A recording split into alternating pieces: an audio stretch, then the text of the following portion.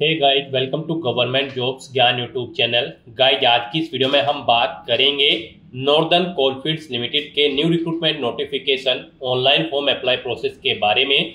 जी हाँ दोस्तों, northern coalfields limited NCL ने यहाँ पर टेक्नीशियन के 200 खाली पदों को भरने के लिए नोटिफिकेशन रिलीज कर दिया है। कैसे आप इस भर्ती में पार्टिसिपेट करने के लिए अपने फॉर्म अप्लाई कर सकते हो बिना कोई मिस्टेक किए हुए, इसकी पूरी जानकारी हम आपको स्टेप बाय स्टेप रजिस्ट्रेशन से लेकर प्रिंट तक इस वीडियो में देंगे। बस आपको इस वीडियो को स्किप किए बिना शुरू से लेकर एंड तक देखना है। उसके बाद वीडियो पसंद आए तो इसे लाइक और शेयर कर दें। चैनल पर नए हो तो इसे सब्सक्राइब कर लें। साथ साथ आपको फॉर्म अप्लाई करते हुए जो भी प्रॉब्लम फेस हो रही है उन सभी का हल आपको इस वीडियो में मिल जाएगा। और हम आपको ये भी बताएंगे कि कौन सी वो कॉमन मिस्टेक है जिसे करने से आपका एप्लीकेशन फॉर्म रिजेक्ट हो सकता है। तो उस मिस्टेक को अवॉइड करते हुए आपको अपना फॉर्म अप्लाई करना है और फॉर्म को रिजेक्ट होने से बचाना है। साथ ही साथ कैसे आप अपना फोटो और सिग्नेचर अपलोड करोगे, कैसे आप अपने डॉक्यूमेंट अपलोड करोगे, कौन सा डॉक्यूमेंट कितने केबी में आपको अपलोड करना है, पूरी जानकारी यहाँ पर आपको इस वीडियो में दी जाएगी। बस आपको एंड तक हमारे साथ इस वीडियो में बने रहना है। तो बिना कोई वक्त गंवाए चलिए शुरू करते हैं। आपको इस वीडियो के डिस्क्रिप्शन बॉक्स में हमारी वेबसाइट ind-sarkari-naukri.in के इस पेज का लिंक मिल जाएगा। यहाँ पर आपको इस भर्ती के रिगार्डिंग सभी डिटेल्स प्रोवाइड कर दी गई है। नॉर्दर्न कोलफील्ड्स लिमिटेड एनसीएल ने टेक्नीशियन के 200 खाली पदों को भरने के लिए नोटिफिकेशन रिलीज कर दिया है। आप 17 अप्रैल 2025 से 10 मई 2025 तक अपने फॉर्म अप्लाई कर सकते हो। 10वीं पास, ITI पास कैंडिडेट यहाँ पर अप्लाई कर सकते हैं ऑल इंडिया से ऑनलाइन मोड में। आपको इस पेज को नीचे स्क्रॉल डाउन करना है, इंपोर्टेंट लिंक सेक्शन में आना है, इंग्लिश नोटिफिकेशन PDF और हिंदी नोटिफिकेशन PDF लिंक पर क्लिक करके इस भर्ती के नोटिफिकेशन को ओपन कर लेना है हिंदी या फिर इंग्लिश में। और इनमें से आपको अपनी पूरी डिटेल रीड कर लेनी है। यहाँ पर आपको सभी डिटेल्स प्रोवाइड कर दी गई है, जैसे कि क्या पोस्ट का नाम है, कितनी उसके लिए नंबर ऑफ वैकेंसीज है, कैसे आप अप्लाई कर सकते हो, कब से कब तक अप्लाई कर सकते हो, क्या आपका एलिजिबिलिटी क्राइटेरिया होना चाहिए। पूरी जानकारी आपको इस नोटिफिकेशन में दे दी गई है। आप सभी डिटेल्स यहाँ से रीड करें, उसके बाद अपने फॉर्म अप्लाई कर लें। फॉर्म अप्लाई करने के लिए भी आपको हमारी वेबसाइट के इसी पेज पर ही अप्लाई ऑनलाइन का लिंक दिया गया है। जैसे ही आप इस लिंक पर क्लिक करेंगे तो आपके सामने यहाँ पर एनसीएल का ये ऑफिशियल पोर्टल ओपन होगा। गाइस, यहाँ पर अगर आपने पहले से रजिस्ट्रेशन कर रखा है तो आपको यहाँ पर लॉगिन का ये टैब दिया गया है, आप इस पर क्लिक करें। उसके बाद आपके सामने यहाँ पर लॉगिन का इंटरफेस ओपन हो जाएगा। यहाँ पर आपको अपनी यूजर आईडी एंटर करनी है, अपना पासवर्ड आपको एंटर करना है, ये कैप्चा कोड यहाँ पर एंटर करना है और लॉगिन के इस ऑप्शन पर क्लिक करके आपको अपने डैशबोर्ड में लॉगिन कर लेना है। और फिर वहां से आपको अपना फॉर्म अप्लाई करना है। और अगर आप इस भर्ती के लिए फर्स्ट टाइम अप्लाई करने जा रहे हो तो सबसे पहले यहाँ पर आपको अपना रजिस्ट्रेशन करना होगा। उसके लिए आपको रजिस्टर का ऑप्शन दिया गया है, आप इस ऑप्शन पर क्लिक करें। आपके सामने रजिस्ट्रेशन का फॉर्म ओपन होगा। जैसे ही आप रजिस्टर के लिंक पर क्लिक करेंगे तो आपके सामने यहाँ पर कुछ इस तरह से इंटरफेस ओपन होगा। अब यहाँ पर आपको अपनी बेसिक डिटेल्स प्रोवाइड करते हुए अपना रजिस्ट्रेशन करना है। सबसे पहले यहाँ पर आपको पोस्ट का नाम सेलेक्ट करना है, जिस पोस्ट के लिए आप अप्लाई करना चाहते हैं, टेक्नीशियन फिटर या फिर टेक्नीशियन वेल्डर या फिर टेक्नीशियन इलेक्ट्रीशियन।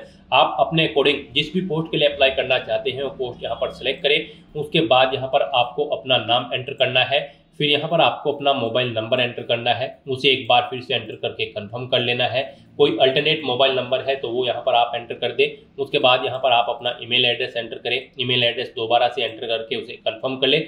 और फिर यहाँ पर आप जनरेट OTP के इस ऑप्शन पर क्लिक करें। उसके बाद आपके सामने यहाँ पर ये कैप्चा ऑथेंटिकेशन ओपन होगा। यहाँ पर आने के बाद आपको ये कैप्चा कोड यहाँ पर एंटर करना है और उसके बाद आपको सबमिट के इस ऑप्शन पर क्लिक कर देना है। उसके बाद आपके रजिस्टर्ड मोबाइल नंबर और ईमेल आईडी पर एक OTP आया होगा, वो OTP आपको यहाँ पर एंटर करना है। और फिर आपको वैलिडेट OTP के इस ऑप्शन पर क्लिक करके अपना मोबाइल नंबर और ईमेल आईडी को यहाँ पर वैलिडेट कर लेना है। उसके बाद आपको आई एग्री के चेकबॉक्स को ओके करना है। फिर आपको ये कैप्चा कोड यहाँ पर एंटर करना है और फिर गाइस यहाँ पर आपको रीवेरीफाई के इस ऑप्शन पर क्लिक कर देना है। फिर यहाँ पर आपको आपके रजिस्ट्रेशन की डिटेल का पूरा प्रीव्यू शो कर दिया गया है। इनके सामने आपको इन सभी चेकबॉक्सेस को ओके करना है और फिर यहाँ पर गाइस आपको सबमिट के इस ऑप्शन पर क्लिक कर देना है। इस तरह से यहाँ पर आपका रजिस्ट्रेशन सक्सेसफुली कंप्लीट हो चुका है। आपको एक रजिस्ट्रेशन नंबर प्रोवाइड कर दिया गया है, आपको इसे केयरफुली नोट डाउन करके रख लेना है फ्यूचर यूज के लिए।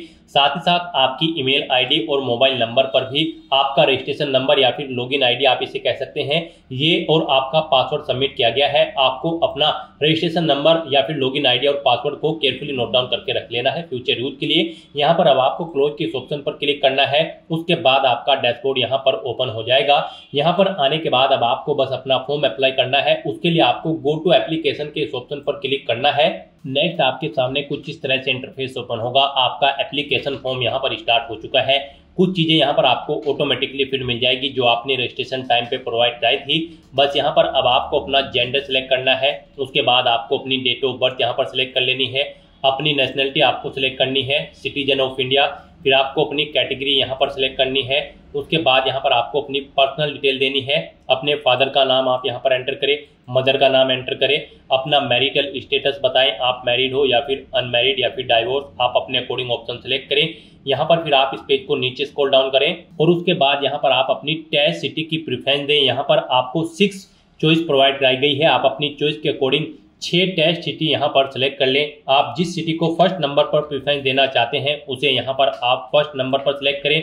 जिसे सेकंड नंबर पर प्रेफरेंस देना चाहते हैं उसे सेकंड नंबर पर। इस तरह से यहाँ पर आपको अपनी चॉइस के अकॉर्डिंग अपनी 6 exam city preference wise select कर लेनी है। और उसके बाद यहाँ पर गाइड आपको पूछा गया है कि क्या आप PWBD कैंडिडेट हैं। अगर हैं तो यहाँ पर आप यस ऑप्शन सेलेक्ट करें।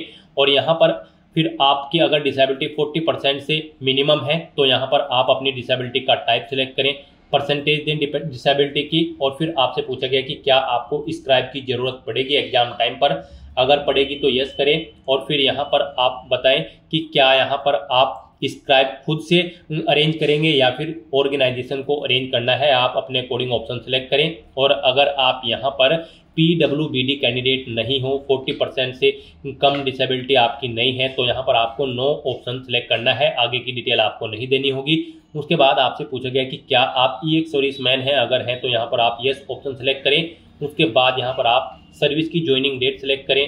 रिलीविंग डेट यानी कि जब जॉब छोड़ चुके हैं वो डेट आप सेलेक्ट करें। इनके अकॉर्डिंग यहाँ पर आपका टाइम पीरियड आपको कैलकुलेट करके शो कर दिया जाएगा। और अगर आप EX सर्विसमैन नहीं हो तो यहाँ पर आपको नो ऑप्शन सेलेक्ट करना है। फिर आपसे पूछा गया कि क्या आप NCL के या फिर CIL के डिपार्टमेंटल एम्प्लॉय हैं। अगर हैं तो यहाँ पर आप यस ऑप्शन सेलेक्ट करें।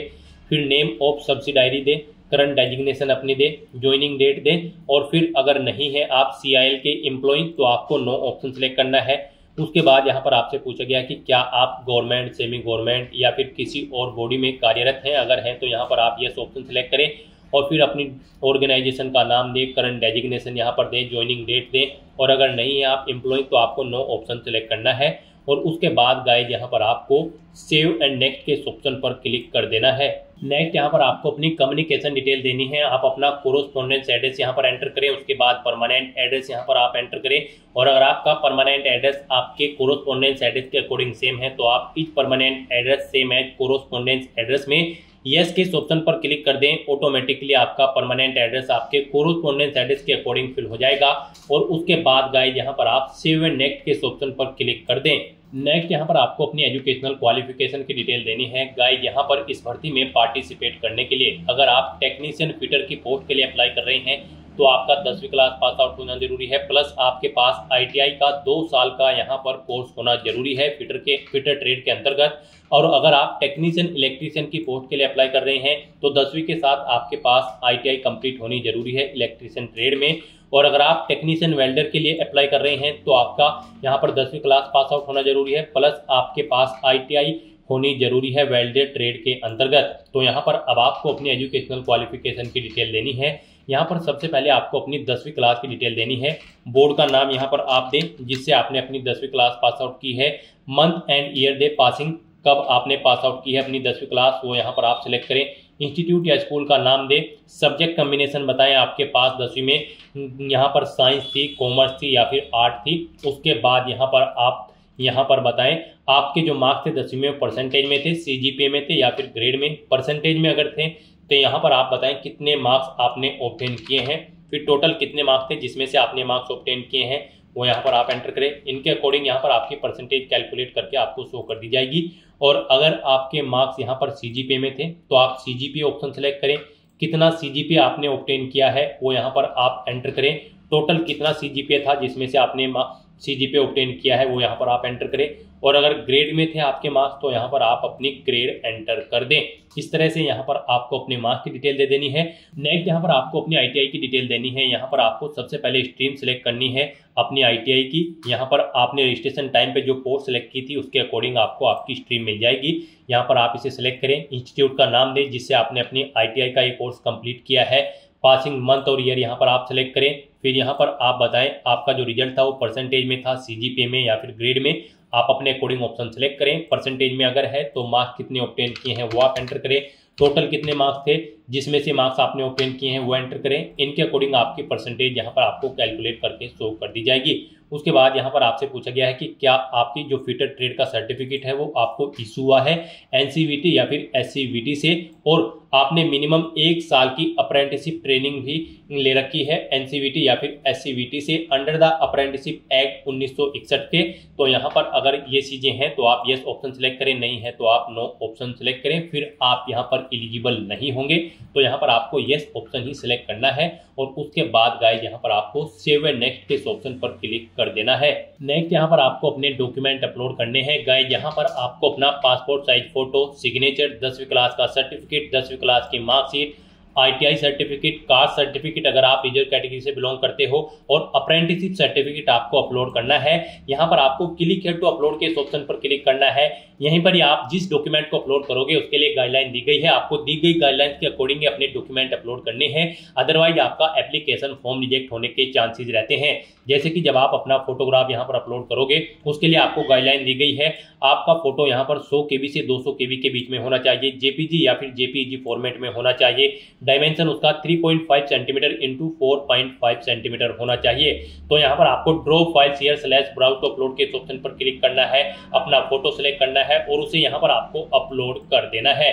इस तरह से यहाँ पर आपको 1 बाय 1 करके अपने सभी डॉक्यूमेंट अपलोड करने हैं। सिग्नेचर यहाँ पर आपके 80 KB से 150 KB के बीच में होने चाहिए, JPG या फिर JPG फॉर्मेट में होने चाहिए, और यहाँ पर आपका जो 10वीं क्लास का सर्टिफिकेट है उसका साइज 100 KB से 1 MB के बीच में होना चाहिए, JPG, JPEG या फिर PDF फॉर्मेट में होना चाहिए, और आपकी जो 10वीं क्लास की मार्कशीट होगी वो भी यहाँ पर 100 KB से 1 MB के बीच में होनी चाहिए, JPEG, JPG या फिर PDF फॉर्मेट में होनी चाहिए।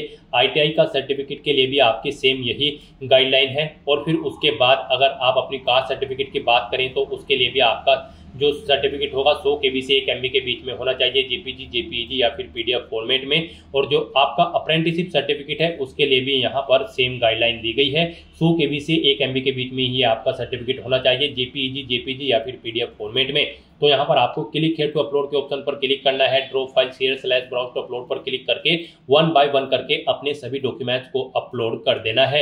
इस तरह से अपने सभी डॉक्यूमेंट यहाँ पर अपलोड करने के बाद फिर आपको व्यू के लिंक पर क्लिक करके इन्हें व्यू कर लेना है। फिर आपको इस पेज को नीचे स्क्रॉल डाउन करना है। उसके बाद आपको आपकी कैटेगरी के अकॉर्डिंग यहाँ पर एप्लीकेशन फीस का अमाउंट शो कर दिया जाएगा। अगर आप जनरल, OBC, EWS कैंडिडेट हैं तो आपको 1180 रुपये फीस के रूप में जमा कराने होंगे, ऑनलाइन मोड में debit card, credit card, net banking या फिर UPI के माध्यम से। और अगर आप SC, ST, PH कैंडिडेट हो तो फिर आपको कोई फीस जमा नहीं करानी है। फिर आपको यहाँ पर डिक्लेरेशन सेक्शन में आना है, इन चेक बॉक्सेस को ओके करना है, ये कैप्चा कोड यहाँ पर एंटर करना है और प्रीव्यू बटन पर क्लिक करके आप प्रीव्यू चेकआउट कर सकते हो, नहीं तो फिर यहाँ पर आपको सबमिट के ऑप्शन पर क्लिक कर देना है। इस तरह से यहाँ पर आपका एप्लीकेशन फॉर्म सक्सेसफुली सबमिट हो जाएगा। आपके सामने मैसेज शो हो जाएगा, आपका एप्लीकेशन फॉर्म सक्सेसफुली सबमिट हो चुका है। आप क्लोज के ऑप्शन पर क्लिक करें और फिर यहाँ पर आप प्रिंट के ऑप्शन पर क्लिक करके अपने एप्लीकेशन फॉर्म का एक हार्ड कॉपी प्रिंट आउट ले लें, फ्यूचर यूज के लिए, फ्यूचर रेफरेंस के लिए। और गाइज अगर आप यहाँ पर जनरल, OBC कैंडिडेट हैं तो फिर आपको फीस पेमेंट करना होगा, उसके बाद आपका फॉर्म सबमिट होगा। तो दोस्तों ऐसे आप नॉर्दर्न कोलफील्ड्स लिमिटेड टेक्नीशियन के इन खाली पदों को भरने के लिए अपना फॉर्म अप्लाई कर सकते हो स्टेप बाय स्टेप, बिना कोई मिस्टेक किए हुए। आज की इस वीडियो में बस इतना ही। आई होप ये वीडियो आपको पसंद आई होगी। अगर पसंद आई हो तो इसे लाइक और शेयर करें, चैनल पर नए हो तो इसे सब्सक्राइब कर लें। Thanks for watching.